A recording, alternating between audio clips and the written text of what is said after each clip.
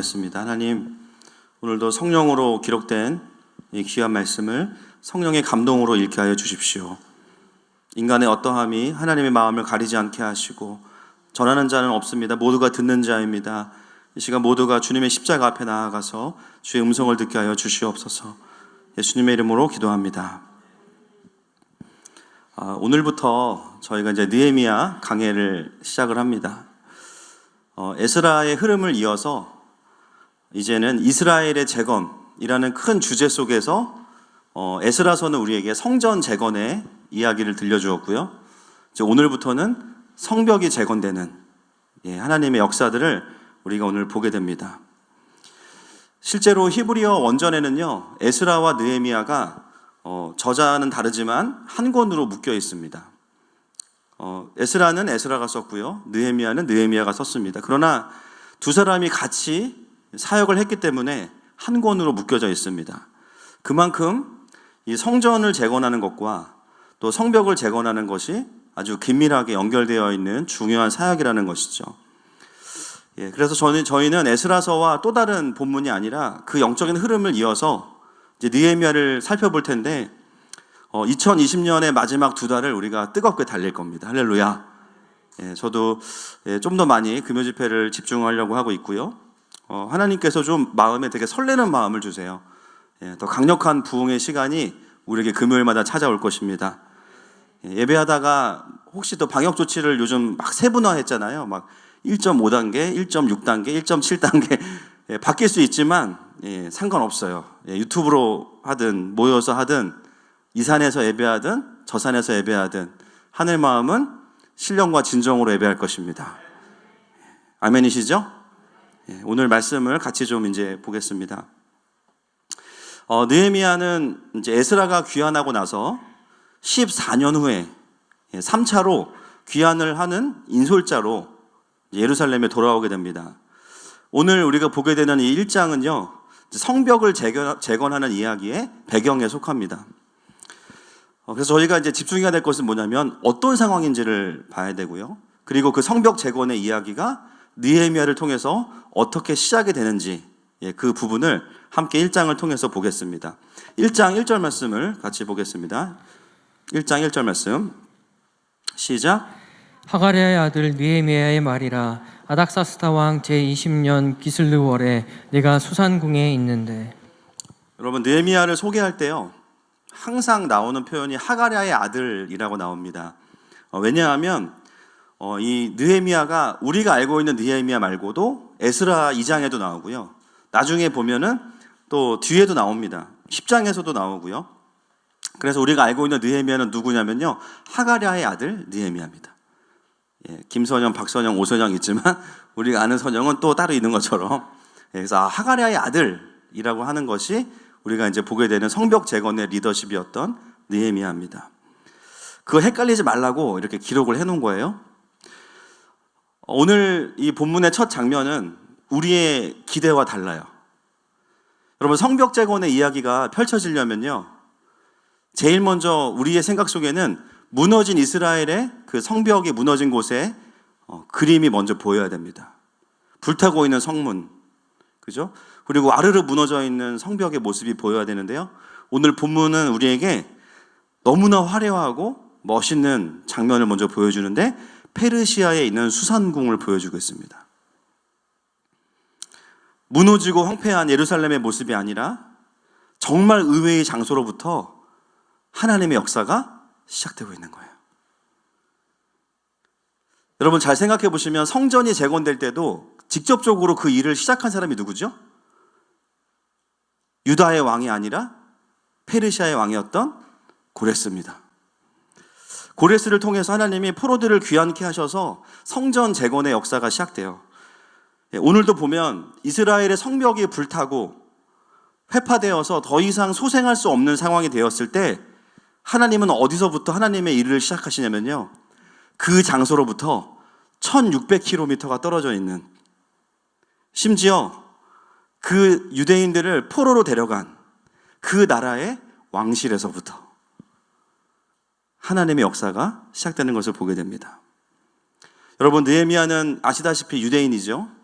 그러나 바벨론 3세이기 때문에 한 번도 예루살렘에 방문해 본 적이 없어요. 미국에서 태어나고 미국에서 자란 사람들 아무리 재미교라고 해도 사실 한국을 잘 모르고요. 한국에 대한 향수가 별로 없습니다. 미국이 더 편할 수도 있어요. 놀랍게도 오늘 본문은 우리에게 첫 시작을 어떤 모습을 보여주냐면 이스라엘의 회복이 이스라엘을 포로로 잡아간 그 나라의 중심부인 궁전에서 그리고 그 예루살렘에 단 한 번도 와보지 않았던 느헤미야로부터 하나님의 역사가 시작되고 있다고 말하고 있습니다. 여러분, 때때로 우리가 신앙생활 하다가 정말 헤어나올 수 없는 침체에 빠질 때가 있어요. 내가 이 정도였나? 내 신앙이 정말 이거밖에 안 됐나? 어떻게 그 사람의 말 한마디에 다 흔들리지? 어떻게 이런 상황 하나에 내가 그렇게 사랑한다고 고백했던 그 하나님을 향해서 전혀 하나님이 없는 것처럼 내가 반응하고 있을까? 더 비참한 건 뭐냐면요. 어떻게든 영적으로 회복해야 된다고 생각하는데 잡고 일어날 수 있는 힘이 전혀 없는 거예요. 어떤 소망도 나에게 없다고 느껴질 때가 있어요. 아무리 주위를 둘러봐도 어떤 부흥의 불씨도 보이지 않는 것처럼 느껴질 수 있습니다. 그러나 여러분, 오늘 느헤미야 1장 1절은 우리에게 놀라운 메시지를 전하고 있습니다. 이미 성문과 성벽이 다 회파돼서 스스로 일어날 수 없는 백성들이 있을 때 하나님은 전혀 다른 곳에서 하나님의 부흥의 불씨를 준비하고 계십니다.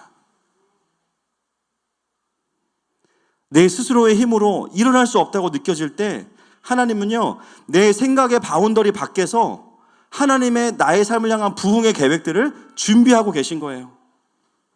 아멘이십니까? 그러므로 내 눈에 보이지 않는다고 해서 여러분 낙심하지 마십시오. 하나님을 제한하지 마시고 하나님을 기대하십시다. 여러분, 오늘 뭔가 낙심할 일이 있으셨나요? 혹시 이번 한 주간 특별히 아니면 최근에 코로나를 겪으면서 정말 내 신앙이 이거밖에 안 됐나? 그래도 예배 안 해도 내가 그동안 예배한 게 얼마나 많은데 스스로 내가 좀 일어설 수 있지 않았을까? 그런데 안 되는 거예요. 여러분, 낙심하지 마십시오. 원래부터 우리는 안 되는 사람입니다. 아멘이시죠? 옆 사람이 고백합시다. 원래 그랬어. 시작. 놀라지 마세요. 원래 그랬어요. 사는 게 은혜입니다. 할렐루야.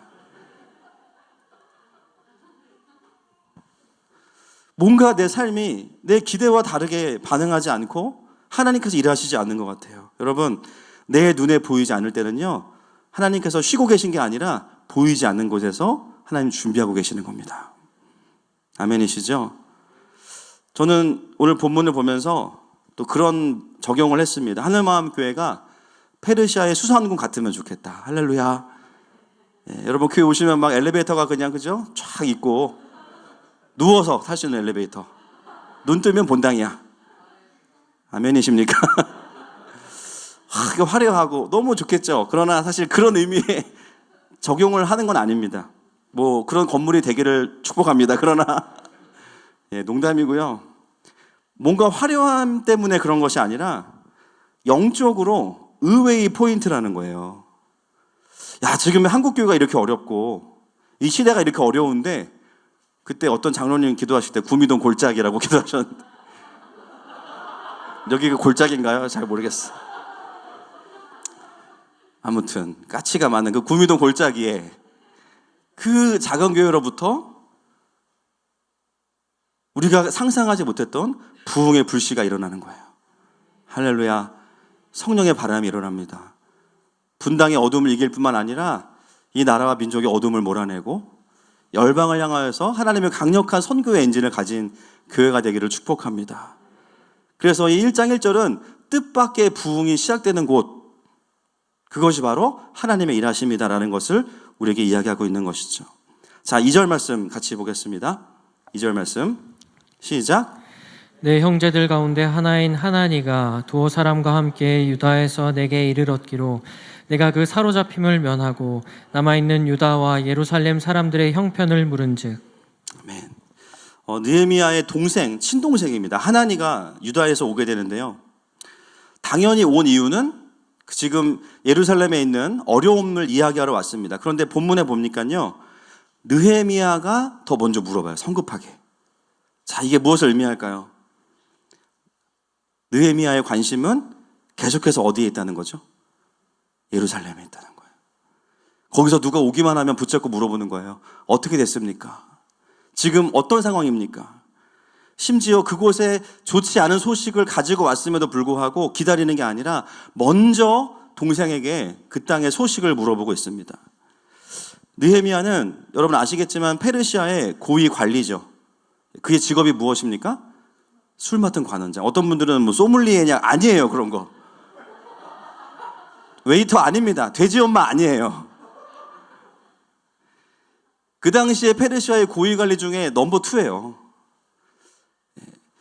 그 술 같은 경우는 늘 먹는 것이기 때문에 왕에게 가기 전에 먼저 먹어야 됩니다. 그래서 이게 안전한지를 확인하고 또 왕과 함께 술자리에서 나라의 국사를 이야기하고 또 상담해주고 그래서 어디를 가든지 왕과 함께 가는 사람이 바로 술 맡은 관원장입니다.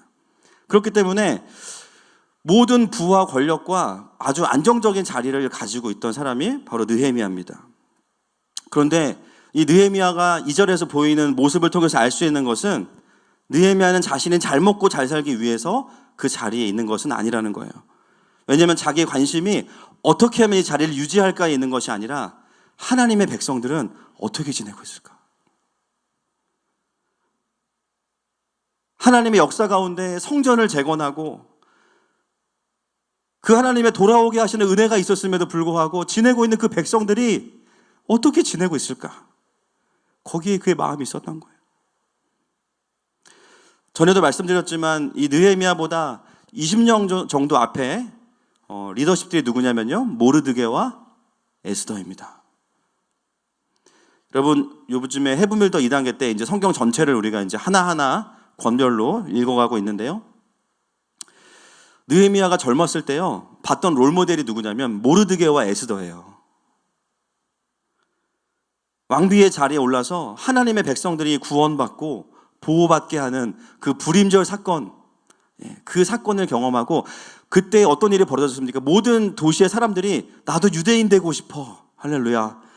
나도 교회 다니고 싶어. 나도 너처럼 하나님 알고 싶어. 어떻게 하면 그렇게 회복될 수 있어? 그 일들을 일으켰던 하나님의 통로가 됐던 사람들, 모르드게와 에스더입니다. 유대인들에 대한 인식이 한 번에 반전되고 그 이후로 유대인들에게는 고위 관직의 길이 열려버렸습니다. 그 흐름 속에서 누가 다시 이 자리에 오게 된 거예요? 느헤미야가 오게 된 겁니다. 그러니까 느헤미야의 마음속에는 한 번도 예루살렘에 가보지 않았지만 어렸을 때부터 말씀을 통해 들었고 또 에스더와 같은 리더들을 보면서 어떤 마음이 있냐면요, 우리의 조국에 대한 마음이 있어요. 우리의 민족에 대한 마음이 있는데 그냥 민족주의가 아니라 하나님이 세우신 나라, 할렐루야. 그 하나님이 세우신 백성에 대한 마음이 계속 그의 마음속에 있는 거예요. 그러면서 한편에 어떤 마음이 있었냐면, 하나님 왜 나를 이런 고위 관직에 두셨습니까? 물론 일을 잘했겠죠. 시험을 잘 봤겠죠. 그러나 거기서 만족하는 게 자기의 부르심이 아니었어요. 하나님 저를 여기에 두신 이유가 있을 거 아닙니까? 에스더와 같이 정말 목숨 걸고 백성들을 지킬 수 있는 그 역할을 감당하라고 두신 거 아닙니까? 하나님 그때가 언제입니까? 느헤미야의 마음속에는요, 끊임없이 그때가 언제인지에 대한 하나님을 향한 질문들이 있었던 것입니다. 그러니까 어떻게 해요? 늘 고민하면서 어디에 주목해요? 지금 하나님께서 어떻게 일하시고 있는가? 이스라엘에 어떤 변화가 일어나고 있는가에 관심이 있을 수밖에 없죠.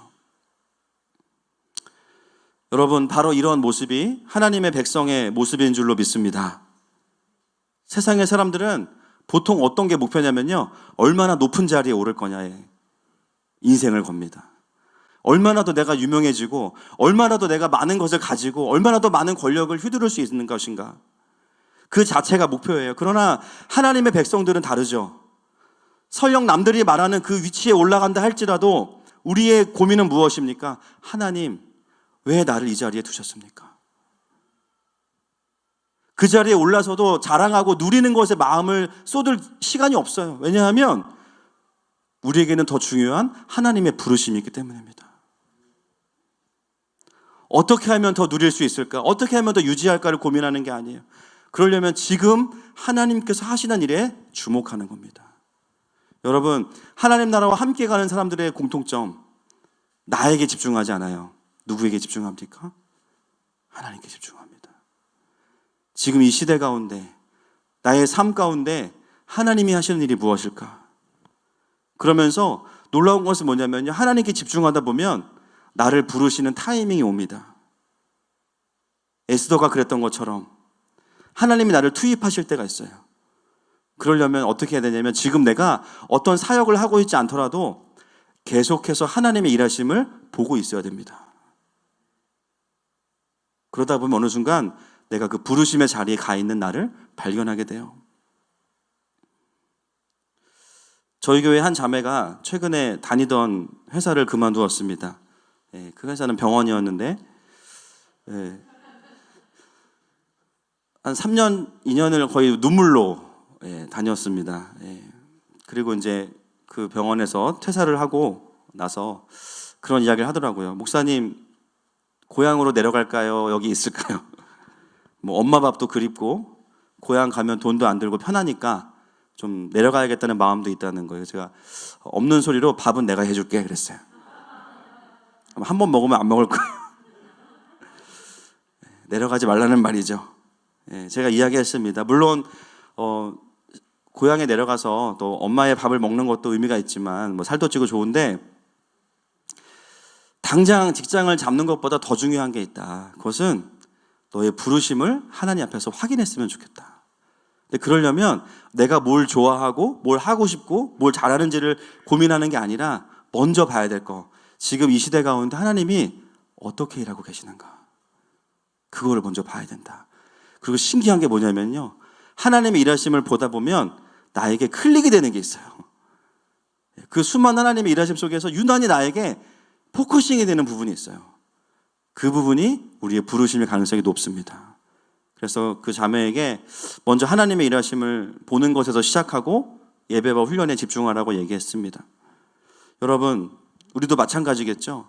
우리의 고민은 얼마나 더 누릴 것인가가 아니라 오늘 나를 부르신 삶의 이 자리에서 나의 부르심이 무엇인가, 그리고 하나님은 지금 어떤 일을 하고 계신가, 날마다 하나님께 여쭤볼 수 있는 저 여러분 되시기를 축복합니다. 자, 3절 말씀 보겠습니다. 시작. 그들이 내게 이르되 사로잡힘을 면하고 남아있는 자들이 그 지방 거기에서 큰 환난을 당하고 능력을 받으며 예루살렘 성은 허물어지고 성문들은 불탔다 하는지라. 자, 이제 사건이 구체적으로 등장하는데요. 에스라가 성전을 재건한 이후에 어떤 일이 벌어졌냐면, 그 지역에 있는 사마리아인들이 예루살렘을 침략해서 파괴했던 사건입니다. 여러분, 사마리아인들은 언제도 찾아왔었죠?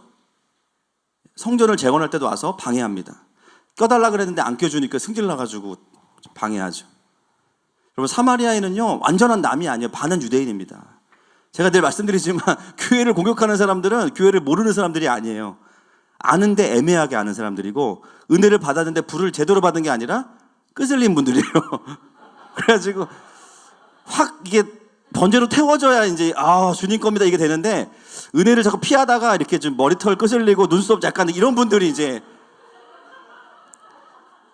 내가 교회를 좀 안다 이러면서 막 쓸데없는 얘기 하시는 거예요.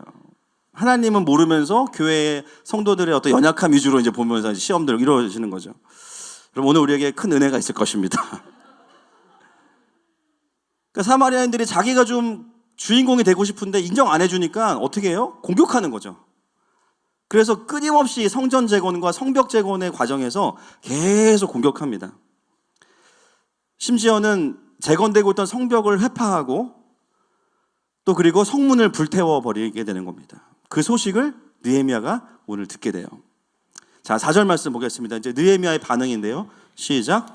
내가 이 말을 듣고 앉아서 울고 수일 동안 슬퍼하며 하늘의 하나님 앞에 금식하며 기도하여. 그 소식을 들은 느헤미야가 보인 첫 반응은 앉아서 울고 수일 동안 슬퍼하며 기도합니다. 여러분, 이 느헤미야의 눈물의 의미가 어떤 것일까요?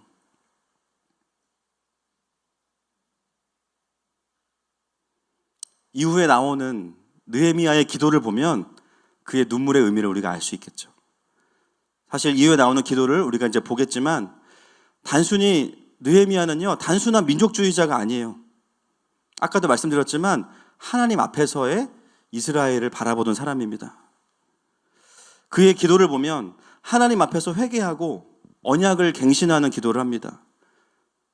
느헤미야의 슬픔의 주된 이유는요, 그냥 우리 동족이 아픔을 겪는 거 슬프죠, 당연히. 그러나 더 큰 부분은 뭐냐면 하나님 앞에서 이스라엘이 온전하지 못하였음에 대한 깊은 애통함이 있는 거예요. 하나님을 향한 죄송한 마음이 있는 거예요. 하나님의 보호하심과 그 돌보심의 은혜가 사라진 것에 대한, 어찌하여 우리 하나님의 백성이라고 말하는 유대인 이스라엘이 하나님의 보호하심을 누리지 못할까? 그것에 대한 깊은 애통함이 느헤미야의 눈물의 이유입니다. 그래서 이 눈물은 개인의 슬픔으로의 눈물이 아니라 무너진 이스라엘을 바라보시는 하나님 아버지의 눈물입니다. 그 눈물이 느헤미야를요, 그 높은 지위에서 내려오게 한 거고요. 자기 안락한 삶을 내려놓고 성벽을 재건하는 현장으로 단숨에 달려오게 한 것입니다. 낯선 고국으로 한 번도 가본 적이 없는 곳으로 돌아가서 성벽을 재건케 하는 그 엔진, 사실은 1장에 다 있는 거예요. 여러분, 하나님의 그 나라의 백성들의 성벽 재건은요, 다른 것으로부터 시작하는 게 아니라 하나님 아버지의 눈물을 가진 느헤미야의 무릎으로부터 출발되어집니다. 사랑하는 여러분, 하나님의 부르심은 우리에게 여러 가지로 주어지지만 가장 분명한 게 뭘까요? 하나님이 주시는 눈물이에요. 하나님이 주시는 눈물입니다. 그냥 이거는 다른 사람의 아픔을 공감하는 눈물을 넘어서는 것이죠. 사실 우리의 눈물은 사람을 공감하는 게 아니라 누구를 공감하는 걸까요? 맞습니다. 하나님을 공감하는 거예요. 사무엘상의 왕들의 이야기의 시작, 그 사사기에 왕이 없어서 자기의 소견에 옳은 대로 행했던 그 사사기가 끝나고 룻기가 끝나고 나서 왕들의 이야기가 시작될 때 그 역사를 시작하는 사람은 다른 누구도 아니라 아이를 낳지 못하는 한나의 이야기로 시작됩니다. 그 한나의 기도를 제가 사무엘상 강해를 하면서 말씀을 드렸었는데요. 여러분, 그 1장에 나오는 한나의 기도를 보시면 처음에는 아이가 없는 것으로 인해서 원통해하죠. 분이나가 자꾸 이제 분이 나게 하고, 그렇죠? 한나는 한이 많고, 자매들은 한나와 분이나, 한이 많거나 분이 많거나. 그래서 한나 너무 속상한 거예요. 자기가 본처인데 아이를 낳지 못하니까. 그건 단순한 어떤 어려움이 아니라 때로는 하나님으로부터도 저주받았다라는 메시지를 가지고 있습니다. 그래서 너무 어려운 거. 그래서 이제 성전에 나와서 기도하는데요. 그런데 놀랍게도 왜 그 한나의 기도가 왕의 시대를 열어가는 첫 번째 사건입니까? 그녀의 기도의 마지막을 보시면 놀랍게도 아이를 달라고 했던 기도가 아직 주시지도 않은 아이를 드리겠다고 하는 기도로 끝납니다. 거기서 우리는 한나의 기도를 반대로 해석할 수 있는 거죠. 얼핏 보기에는 하나님과의 거래를 하는 것 같지만 사실 이것은 하나님과 거래를 하는 게 아니에요. 자녀가 없어서 애통해하는 한나가 하나님 앞에 나아갔을 때 기도하는 가운데 어느 순간 하나님의 마음이 공감된 거예요. 하나님도 그렇게 많은 유대인과 이스라엘 백성이 있지만 모두가 자기의 소견에 옳은 대로 행하기 때문에 정작 사사시대에는요, 하나님의 자녀가 없다라는 거예요. 한나의 그 슬픔과 고통의 이유가 어느 순간 하나님의 마음을 공감해드리는 기도가 된 겁니다. 그래서요, 하나님께 위로받으려고 나갔다가 한나가 어떻게 돼요? 하나님을 위로해드리는 거예요. 자기 아픔도 잊어버리고, 하나님, 나도 이렇게 힘든데, 나도 이렇게 억울하고 원통한데 하나님 얼마나 힘드세요? 하나님, 지금 제가 자녀를 달라고 기도하러 나왔지만 만약에 자녀가 있으면 제가 주님께 드릴게요. 그 기도를 하나님이 들으십니다. 그리고 누구를 주세요? 사무엘을 주세요. 사무엘의 이름의 뜻, 하나님이 들으셨다. 그리고 사무엘을 다시 하나님께 드렸을 때 또 다른 자녀를 주시는 이야기를 통해서 왕의 이야기가 시작이 되어집니다. 그 한나의 기도에서 어떤 일이 벌어진 거예요? 한나가 하나님의 마음을 공감해드리기 시작한 거예요. 여러분, 왜 주님만 우리의 마음을 공감하셔야 됩니까? 우리도 주님을 공감해 드리십시다. 할렐루야. 그런데 그렇게 하나님의 마음을 알고 하나님과 공감하는 자들이 하나님이 쓰시는 사람입니다. 하나님은 능력이 많으시기 때문에 능력자가 필요하지 않으세요. 하나님은 하나님의 마음을 아는 자들을 원하세요. 아멘이시죠? 네. 자녀들이 부모님께 용돈 받을 수 있는 비결 중에 하나가 뭐냐면 그냥 전화하는 거예요. 할렐루야. 분명히 물어봐요. 엄마가 돈 필요하니? 아니. 엄마 목소리 듣고 싶어. 그러면 바로 3분 후에 10만 원이 입금되었습니다. 문자가 옵니다. 비슷합니다. 여러분, 우리의 삶에 고통과 애통함의 포인트가 있죠. 물론 그 일들은 사망 권세와 죄로부터 우리에게 벌어진 일들입니다. 그런데 하나님은 그걸 어떻게 사용하시냐면요, 하나님의 고통과 애통을 공감하는 데 사용하세요. 그래서 처음에는 내 상황 때문에 울다가 나중에 주님 때문에 울다가 나중에 뭐 때문에 우는지 몰라요. 계속 울어요. 그냥. 이게 지금 나 때문이야 하나님 때문에 모르겠네. 아, 몰라. 눈물 계속 나. 그냥 계속 울어. 우리 교회 휴지가 마를 날이 없고요. 막 울다가 뺏어가면 저쪽에서 또 뺏어가고 막 기도해야 하는데 막 그 크리넥스 쟁탈전이 벌어져요. 막 어떤 분은 오자마자 휴지부터 찾아가지고 딱 앉으시고 막 사회적 거리두기보다 휴지적 거리두기를 더 많이 하시고. 성경을 볼 때마다 깨닫는 것은 뭐냐면 하나님이 부어주시는 눈물을 가진 사람들, 하나님은 그 눈물을 통해서 일하기 원하십니다. 하나님 우리에게요 막 당위성을 이야기하시고 막 우리를 강제로 푸시하셔가지고 너 이거 안 하면 지옥 간다 막 아니에요. 하나님 인격적이세요. 그래서 하나님의 마음을 그냥 우리와 연결하시는 거예요. 그러면요 어느 순간 내가 그 일을 하고 있어요. 그래서 여러분 예배 때 지금도 벌써 막 시동이 걸린 분들이 참 많으신데 많이 우시는 분들은 정말 위험한 분들입니다. 친하게 지내면 절대 안 돼요.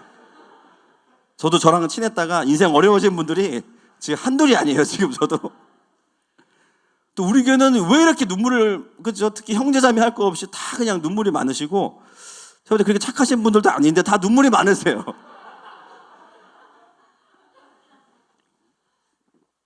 그건 뭐냐면 이게 인간적인 어떤 감수성이나 긍휼함이, 인간적인 긍휼함이 아니라는 거예요.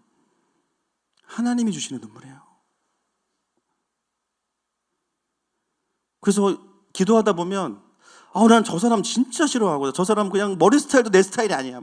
말투도 너무 싫고 막 별로 축복하고 싶지도 않아.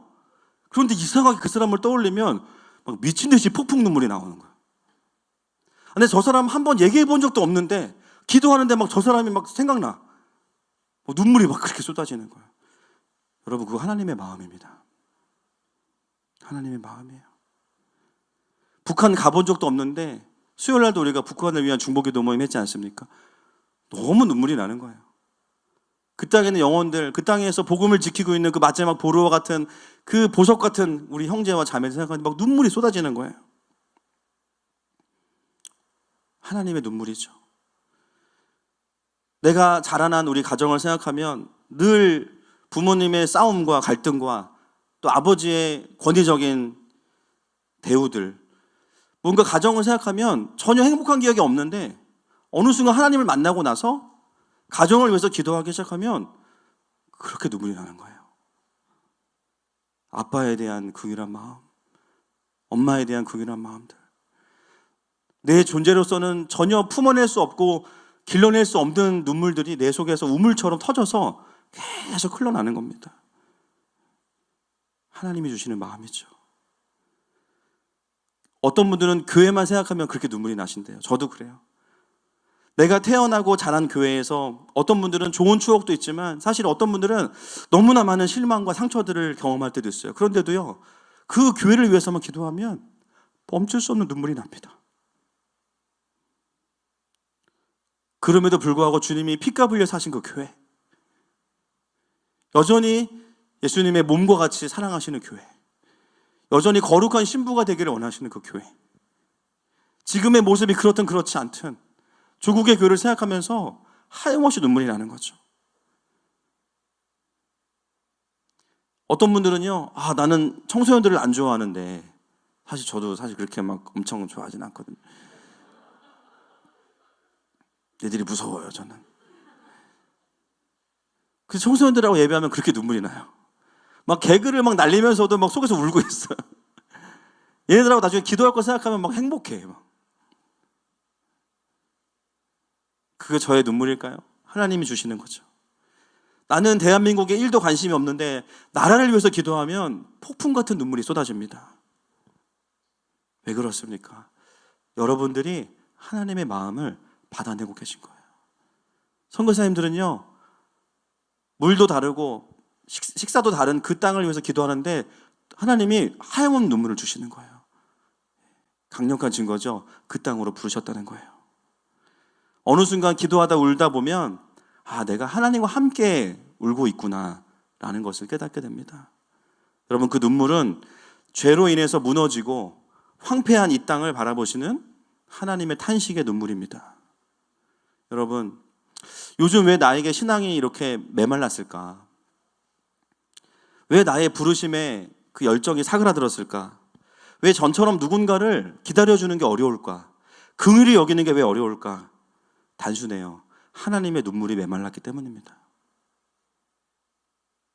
여러분, 충분히 하나님 앞에서 우셨으면 좋겠어요.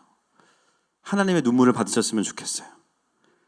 오늘 우리의 느헤미야 첫 번째 강의 시간 가운데 그 하나님의 애통함과 하나님의 그 부어주시는 눈물이 다시 회복되기를 선포합니다. 여러분, 기억하셔야 돼요. 느헤미야를 움직였던 그 엔진은 뭐냐? 하나님의 눈물입니다. 또 한 가지 이 느헤미야를 보면서, 이 눈물을 보면서 깨닫게 되는 것은 우리가 참 나라를 사랑하지만 그냥 나라이기 때문이 아니라 하나님 나라의 관점에서 민족을 바라보는 눈물이 필요합니다. 물론 느헤미야는 자신의 동족인 유대인을 사랑하죠. 그러나 아까도 얘기했지만 바벨론 3세입니다. 정서적으로는요, 전혀 친밀함이 없어요. 그리고 본인은 이미 페르시아에서 성공적인 인생을 살고 있습니다. 오히려 엮이면 안 좋아요. 그랬던 느헤미야가 자신의 모든 것을 포기하고 동족을 향해서 삶을 옮길 수 있었던 이유는요, 하나님께서 얼마나 자신의 민족을 사랑하시는지를 알고 있었기 때문이에요. 사실 저도 이 본문을 보면서 저의 삶도 좀 돌아보게 됩니다. 저는 사실 뭐 아시겠지만 제 몸의 4분의 1은 중국인이잖아요. 그죠? 저희 외할아버지가 이제 한쪽에 계셔가지고 모르셨어요? 야오? 모르셨어요? 네. 또 느낌이 벌써 코리안 느낌이 아니지 않습니까, 제가? 그죠? 뭔가 이렇게 짜장면 느낌도 좀 나고 그러지 않아요? 사실 저도 대한민국에서 태어났지만 사실 나라를 그렇게 사랑하거나 별로 그러지 못했어요. 부끄럽지만. 언제 1년에 한두 번? 한일전 할 때. 올림픽 할 때 정도. 평상시에 관심도 없다가 막 금메달이냐 은메달이냐 이때만 바짝 사랑하고 별로 그렇게 나라를 향한 마음이 많지 않았습니다. 그런데 언제부터 저는 제가 애국자라고 생각하거든요. 언제부터 내가 이렇게 나라를 위해 기도하고 사랑하게 됐나 보니까 하나님께서 이 나라를 향한 계획을 가지고 계신다는 것을 알았을 때부터였어요. 모든 나라마다 하나님이 그런 일하심이 있겠죠. 그러나 저는 대한민국에서 태어났고 이 나라가 태어나는 과정에서 특별히 하나님께서 하신 일들이 있다는 걸 깨닫고 나서부터는요, 나라를 위해 기도하면 눈물이 납니다. 그리고 느헤미야와 비슷한 마음들을 주시는 거죠. 교회가 그 하나님께서 이 나라를 세워주신 부르심과 그림대로 리더들을 길러내지 못했기 때문에 지금의 어려움들이 오고 있구나. 하나님께서 이 대한민국을 통해서 분명히 기대하시고 하시고자 하신 일들이 있는데 그 사명들을 교회들이 충분히 따라가드리지 못했구나. 항상 나라를 위해서 기도하면요, 애통함과 회개의 눈물이 저에게 있습니다. 그래서 그것을 알고 난 다음부터는요, 참 많이 나라를 위해서 기도하면서 울고 회개하고 있습니다. 너무 몰랐고 너무 무지했고 그동안 교회들이 제대로 가르치지 못했기 때문에 너무 많은 젊은 세대들을 너무 많이 빼앗겼어요. 진리에 대한 분별력이 없어요. 세상에서 일어나는 일을 보면서 분별할 수 있는 힘이 없어요. 저것이 왜 하나님 안에서 틀리고 왜 옳은지에 대해서, 우리가 어디로 가야 되는지에 대해서 분별해내는 젊은 세대들이 많지 않습니다. 그런 시간들을 보여주시면서 제 속에는요, 그래, 교회가 정말 해야 될 영역들이 있구나라는 것을 보게 되었습니다. 여러분, 하나님 나라를 세워가는 사람들의 엔진은 분노나 상처가 아니에요. 한두 아닙니다. 원통함도 아니에요. 한국교회가 왜 이래? 분노하면서 막 내가 개혁해야지. 반드시 실패할 겁니다. 왜? 하나님은 하나님의 눈물을 통해서 일하십니다.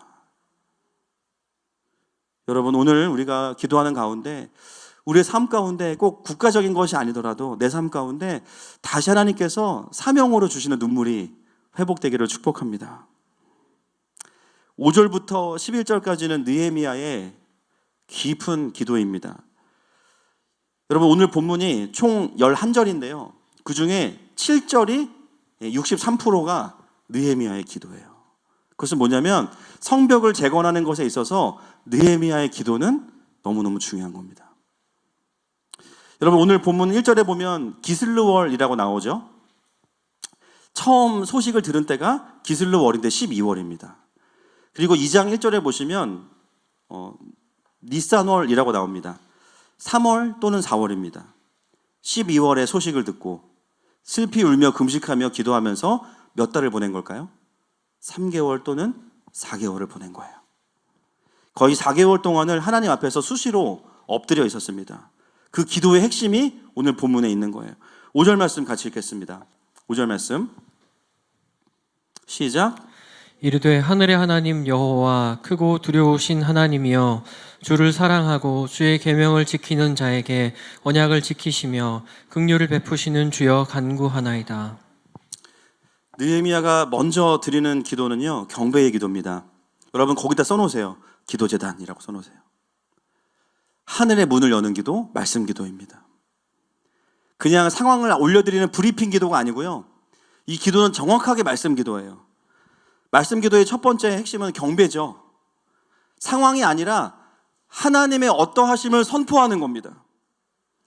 여러분, 하나님은 어떤 분이신가요? 오늘 본문에 나와 있죠.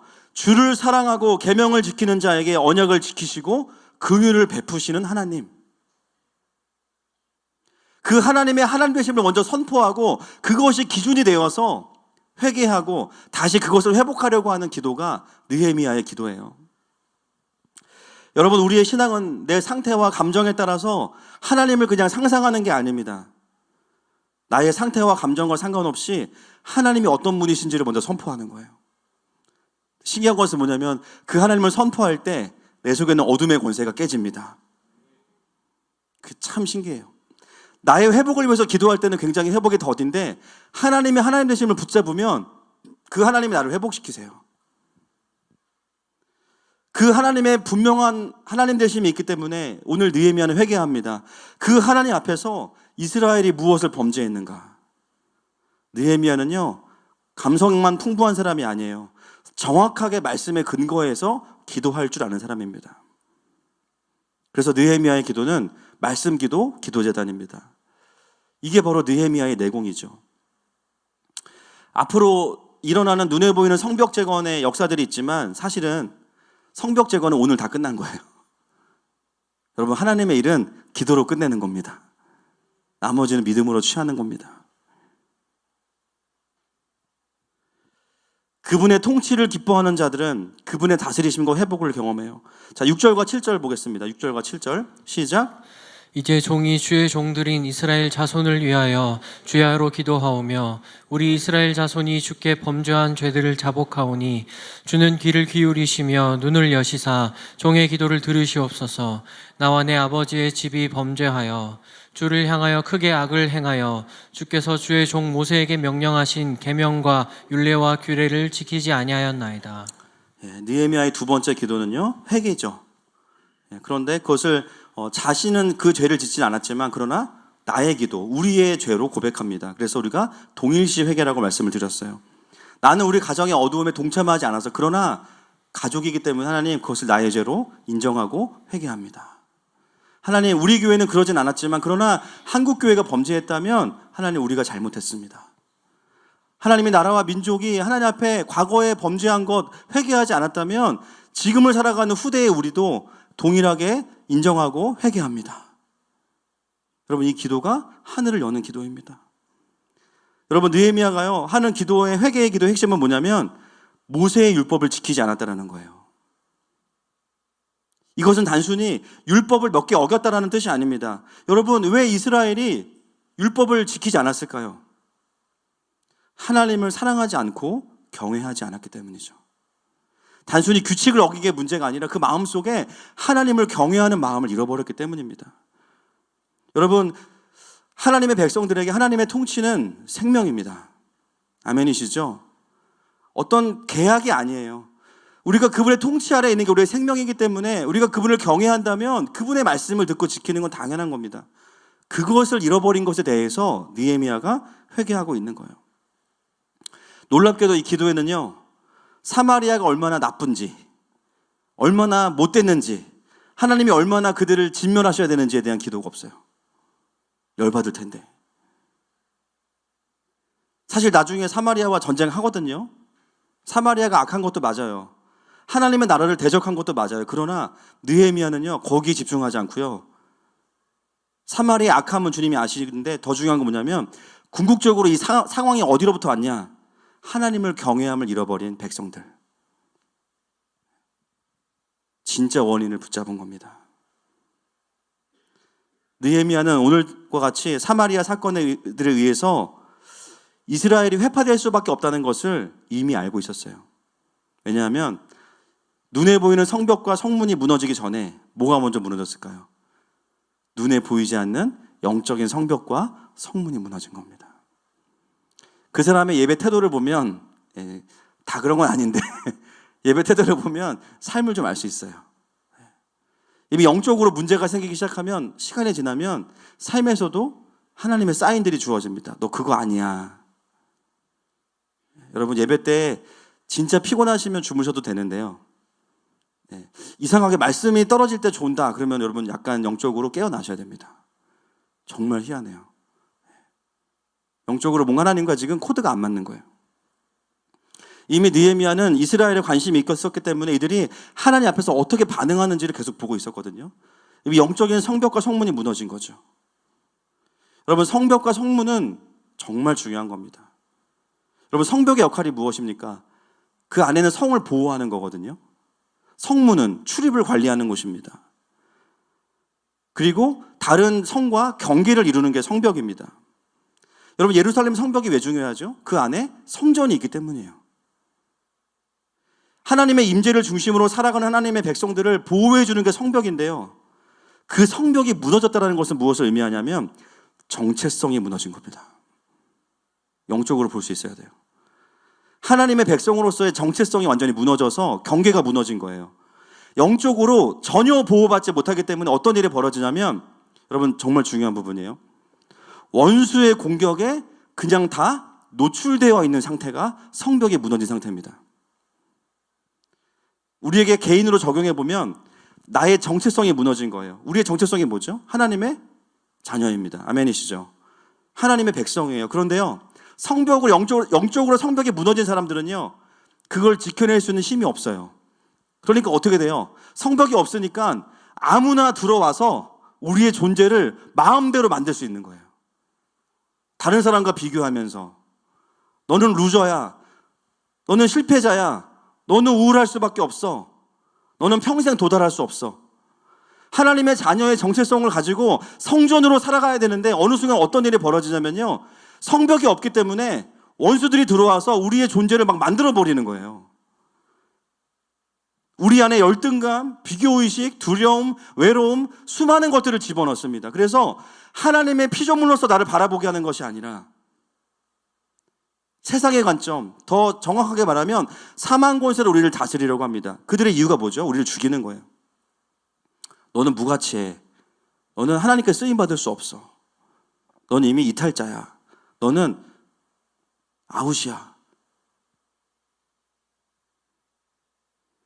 원수들이 우리를 자기가 원하는 대로 얼마든지 조종하는 거예요. 감정도 조종하고 마음도 조종하고.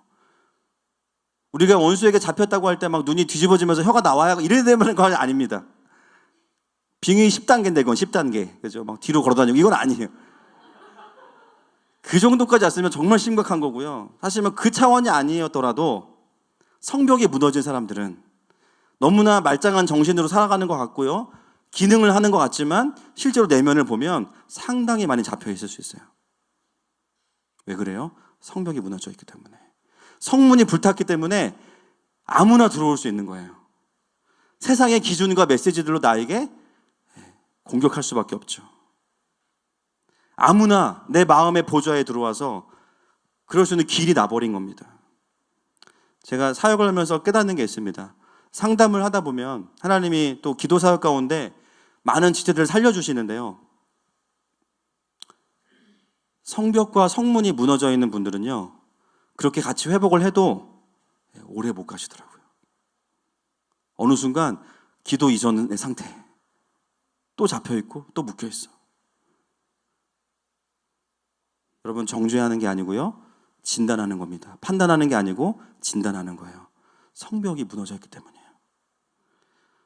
성벽이 무너져 있으니까 영적인 멘토가 없을 때는 여지없이 동력이 떨어지고 늑대와 여우들이 와서 내 중심의 것들을 다 무너뜨리고요, 성막을 다 회파시킵니다. 불 다 꺼버립니다. 여러분, 왜 이 시대 가운데 수많은 사람들이 우울증으로 인해서 고생하고 있을까요? 성벽이 무너져 있기 때문이에요. 하나님의 소망과 언약과 정체성을 붙잡고 거기서 기쁨이 샘솟는 삶을 살아야 되는데 끊임없이 원수들이 와서요, 우울할 이유들을 계속 이야기해 주는 거예요. 심지어 내가 생각하고 있지도 않는데요, 잠재의식 속에서 계속 우울할 수 있는 이유들을 계속 생산해 줍니다. 가만히 있어도 우울해지고요, 나 죽어야겠다, 움츠러들고 어려워지는 거예요. 여러분, 그런 우리의 인생에 누가 오셨냐면요, 완전한 느헤미야가 되시는 예수님이 오셨어요. 그분이 오셔서 무슨 일을 행하셨습니까? 무너진 다윗의 장막을 일으켜요, 내면 안에. 그리고 성벽을 만드시고, 그리고 문에 서서 말씀하세요. 내가 양의 문이다. 내 자녀에게 갈 거면 나를 이기고 가. 누가 예수님을 이겨요? 다른 데로 들어오면 다 강도요, 절도죠. 주님만 우리에게 생명을 주십니다. 신앙생활은 이 싸움을 하는 겁니다. 무너진 성벽 괜찮아요. 다시 재건하면 돼요. 성문 다시 달면 됩니다. 속지 마십시오. 그리고 나서 성전을 다시 세우면 그 불은 누구도 꺼트릴 수 없는 거예요. 코로나 기간 중에 가장 영적으로 취약한 분들이 어떤 분들일까요?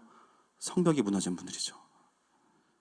영적인 교제를 할 수 없고 공동체와 같이 갈 수 없는 상황에서 예배마저도 드리지 못하면요, 사단이 절대 그냥 두지 않습니다. 자기들 마음대로 가지고 놀아버리는 거예요.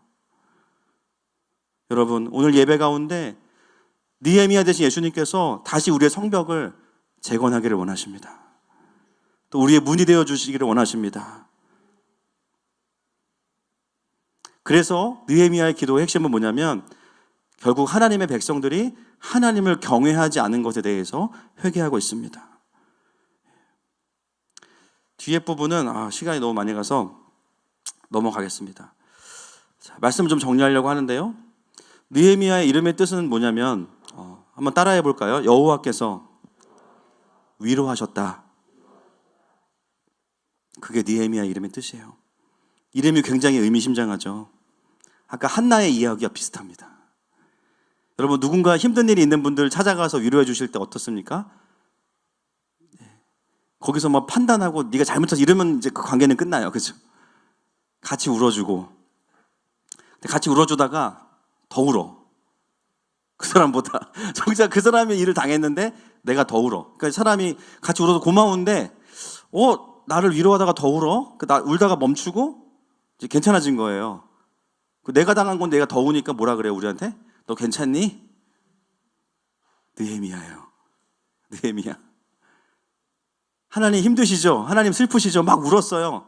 근데 하나님보다 더 울었어. 하나님이 나는 괜찮은데 네가 문제다. 야. 3개월 동안 금식을 해. 그냥 적당히 하지. 그러면서 하나님이 느헤미야를 위로하신 거예요. 나는 이제 괜찮아. 너가 있으니까. 느헤미야야, 그만 슬퍼해라. 그게 그의 이름의 뜻입니다. 그런데 놀라운 것은 뭐냐면 그렇게 하나님의 마음을 가진 사람들이 오히려 하나님의 백성을 위로하고 살리는 자들이 된다는 겁니다. 할렐루야. 사연팀 나와주시고요. 이 시간에 느헤미야 강의 첫 번째 시간인데 하나 여러분과 저의 삶에 다 다를 거예요. 그러나 분명히 무너진 성벽들이 있습니다. 원수들이 몰래 우리에게 들어오는 문들이 있어요. 그리고 무너진 곳들이 있습니다. 그 부분을 주님께서 오늘 세워가기를 원하세요. 이 시간에 우리의 삶의 완전한 느헤미야가 되시는 그 예수님 앞에 함께 나아갔으면 좋겠습니다.